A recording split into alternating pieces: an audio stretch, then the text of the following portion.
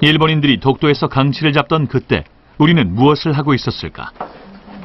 지난 7월 유미린 박사는 방문객을 맞았다.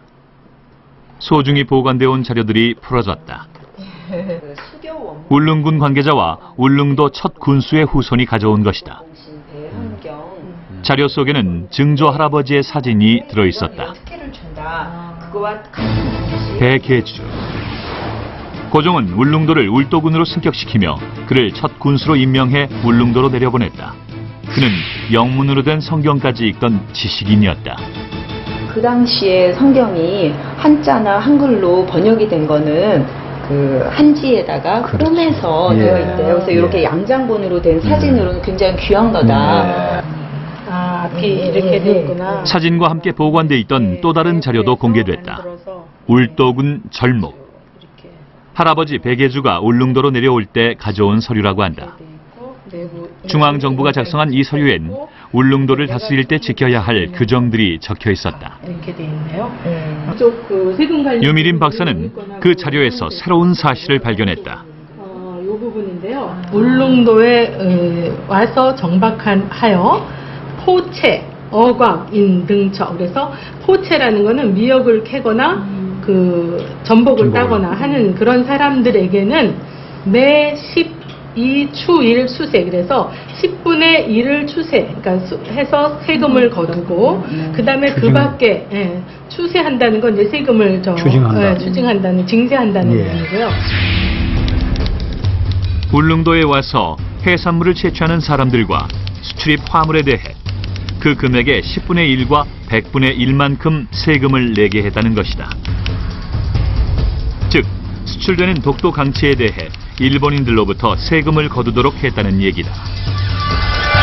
1902년에 울도 군수에게 일본인들이 수출하는 화물에 대해서 세금을 거두라는 건데 이거를 독도 영유권하고 연결을 지어보니까 1904년에 강치를 일본인들이 독도에서 잡았다는 기록이 있고 그거를 울릉도에 가져와서 수출했다는 기록이 있습니다. 그렇군요. 그 얘기는 일본인들이 잡은 강치를 그 울릉도 군수에게 그 세금을 냈다는 거는 독도를 일본 땅으로 본 게 아니라 한국 땅으로 봤다는 결정적인 증거가 되죠. 그래서 이 세금 부분이 그런 영유권 관련해서 중요한 겁니다. 한 국가의 영유권을 입증하는 데는 여러 가지 조건들이 필요하다.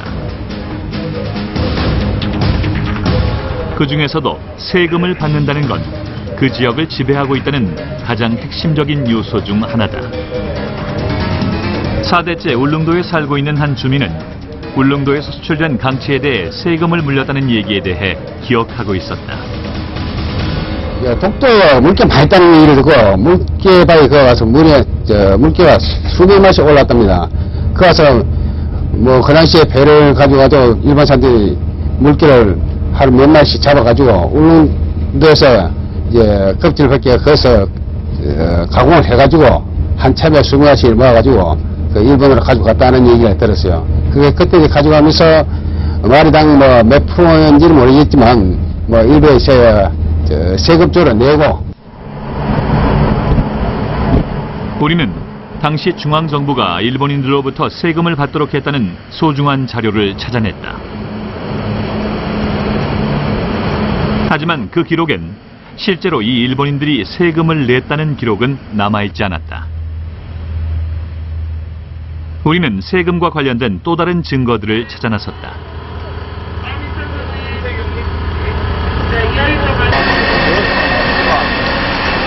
울릉도 근처 바다에선 다양한 수산물이 난다.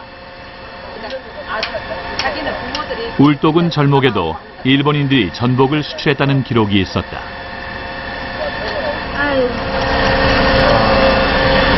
이게 무슨 전복 이름이 뭐예요? 자연산이죠. 전복 이름 있는 게 전복 이름이지. 독도 전복 많아요. 이 울릉도보다 많이 납니까, 독도에? 많지요. 울릉도는 한국마당이라 그러는데, 그럼 독도는. 그래 일본 사람이 그거 뺏으려고 난리지기잖아요. 독도 적당이라고 뺏으려고.